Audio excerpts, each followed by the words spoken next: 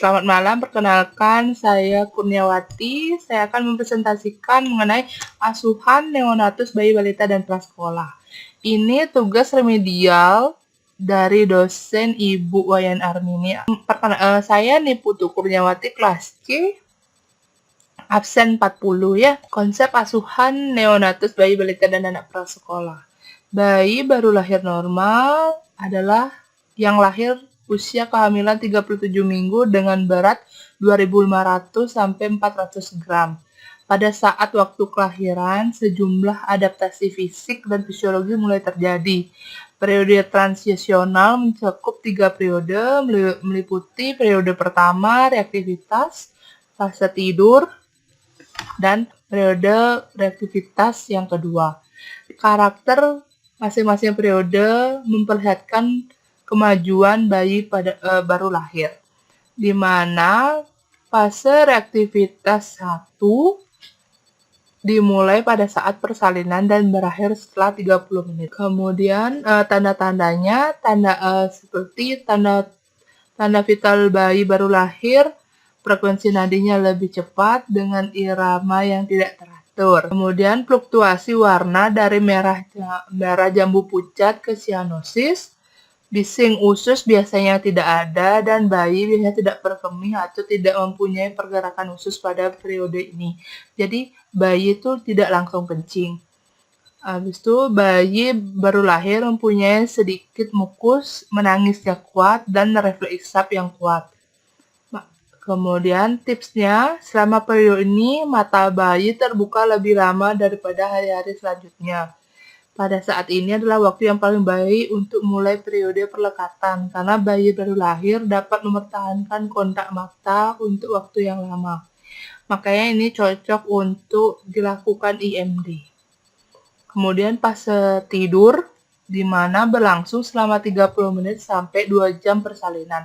Tingkat persalinan menjadi lebih lambat, bayi dalam keadaan tidur, suara usus bayi muncul tapi berkurang. Jika mungkin, bayi diganggu untuk pengujian utama dan jangan memandikannya. Selama masa tidur, memberikan kesempatan pada bayi untuk memulihkan diri proses persalinan dan periode transisi kehidupan dari intrauteri ke ekstrauteri. Kemudian periode reaktivitas 2 atau transisi yang ketiga. Berlangsung selama dari 2 jam sampai 6 jam setelah persalinan. Di sini jantung bayi lebih labil dan terjadi perubahan warna kulit yang berhubungan dengan stimulus lingkungan. Tingkat pernapasan bervariasi tergantung pada aktivitas. Neonatus mungkin bereaksi terhadap makanan, pertama dengan cara muntah secara mukus sehingga ibu perlu diajari cara menyendawakan bayi. Fisiologis neonatus. Ini adalah ilmu yang mempelajari fungsi dan proses vital neonatus, yaitu suatu organisme yang sedang tumbuh, yang baru mengalami proses kelahiran dan harus menyesuaikan diri dari kehidupan intrauteri ke ekstrauteri. Adaptasi bayi baru lahir terhadap kehidupan di luar uterus. Pertama, terjadi banyak perubahan, yaitu pada sistem pernapasan, peredaran darah, suhu tubuh, metabolisme, keseimbangan air dan fungsi ginjal, imunoglobulin, hati, maupun keseimbangan asam basahnya.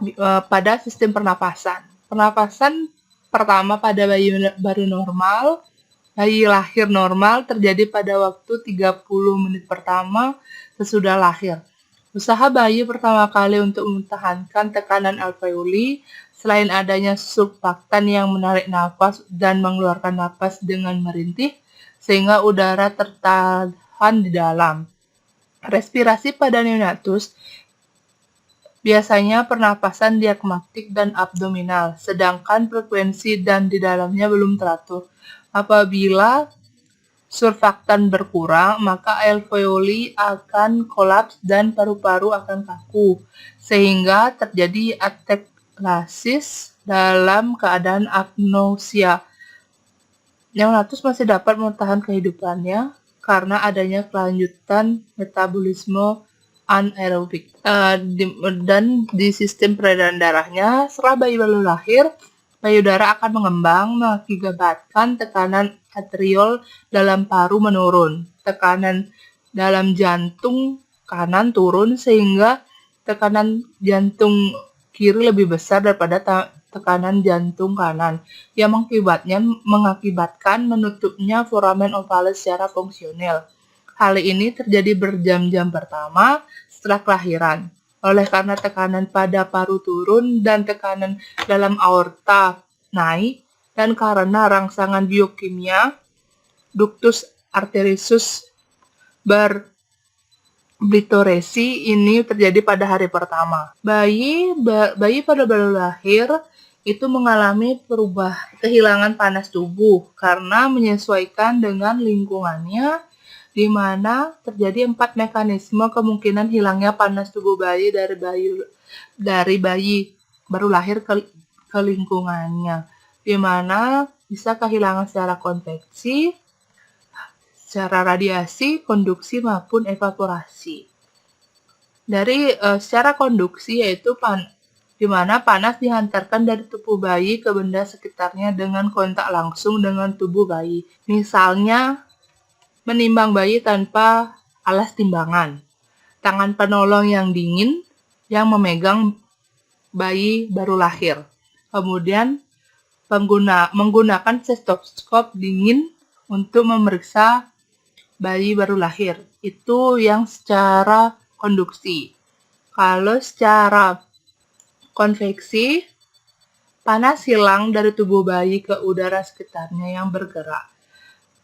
Contohnya membiarkan atau menempatkan bayi dekat jendela. Membiarkan bayi di ruang yang terpasang kipas angin. Kemudian secara radiasi atau panas dipancarkan dari baru lahir keluar tubuh ke lingkungan ke daerah yang lebih dingin. Misalnya bayi dibiarkan dalam ruangan AC tanpa diberikan pemanas atau diberikan sinar lampu agar bayi lebih hangat. Dan ditambah lagi bayi ditidurkan berdekatan dengan ruang yang dingin atau didekatkan dengan tembok dan itu berisi keramik, jadi lebih dingin. Kemudian dengan cara evaporasi, di mana panas hilang melalui proses penguapan, tergantung pada kecepatan dan kelembapan udara.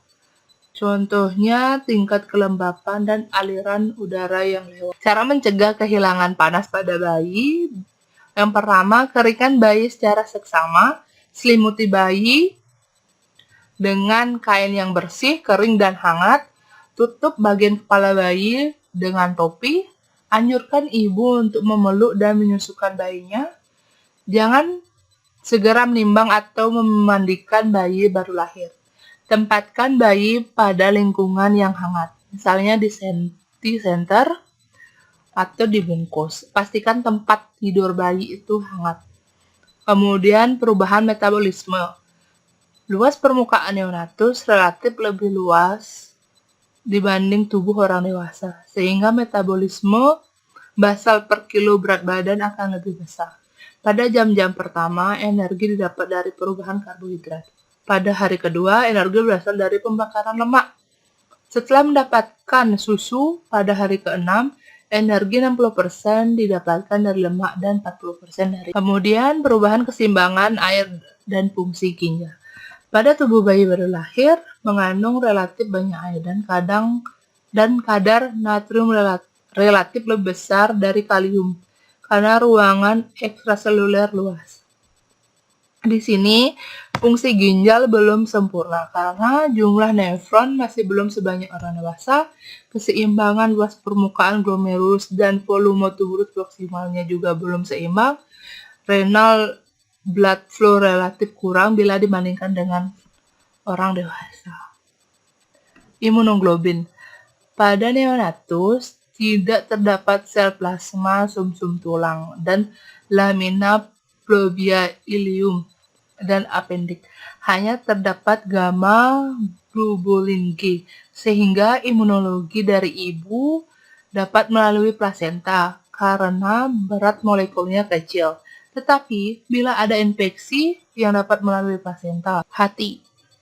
Perubahan pada hati. Setelah lahir, hati menunjukkan perubahan kimia dan morfologis, yaitu kenaikan kadar protein dan penurunan kadar lemak serta glikogen. Sel hemopoietik juga mulai berkurang, walaupun memakan waktu yang tak lama. Enzim hati belum aktif benar pada waktu bayi baru lahir. Daya detoksifikasi hati pada neonatus juga belum sempurna. Pencegahan infeksi. Infeksi merupakan bagian terpenting dari setiap komponen perawatan bayi baru lahir karena sangat rentan terhadap infeksi karena imunitasnya masih belum sempurna dan perlu diperhatikan pada saat melakukan asuhan pada bayi baru lahir untuk pencegahan infeksi. Seperti perawatan tali pusar, perawatan tali pusar, perawatan mata, dan pemberian imunisasi. Pada perawatan tali pusar, asuhan yang bisa kita berikan ialah mencuci tangan dengan sabun sebelum dan sesudah merawat tali pusar. Menjaga agar tali pusar tetap kering dan terkena udara atau dibungkus dengan kain longgar dan bersih. Bersihkan tali pusar dengan sabun dan air jika tercemar oleh urin atau kotoran bayi. Dan hindari sering menyentuh tali pusar dengan tangan yang tidak bersih.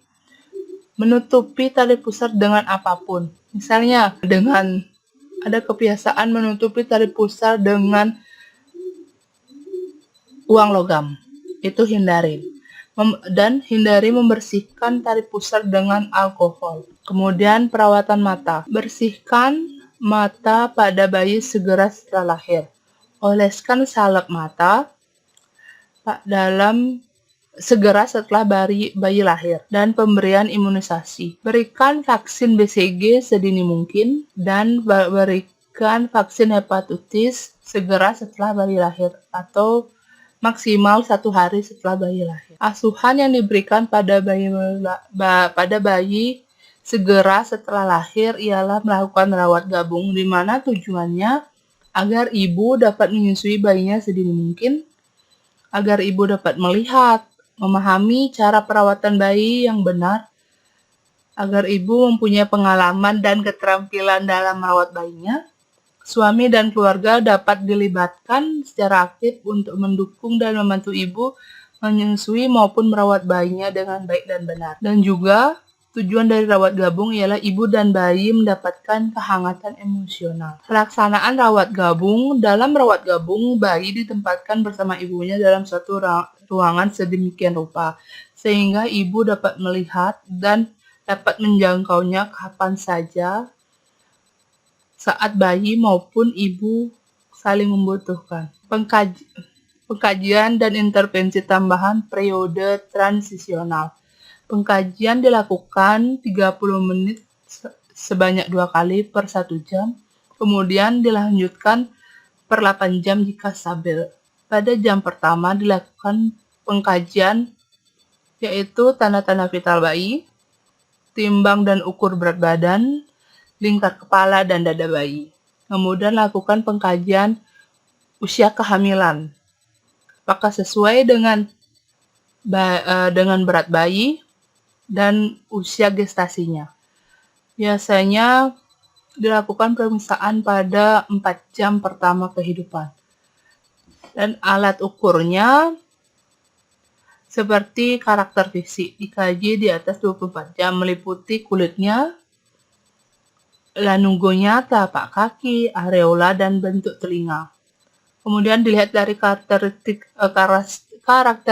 neurologisnya, posisi istirahatnya, bagaimana pergelangan tangannya, recoil tangan, sudut popliteal, tanda scrap, lutut telinga, pemberian salep, pemberian fitka, kadar gula, dan pertahankan suhu tubuhnya. Sekian presentasi untuk materi ini.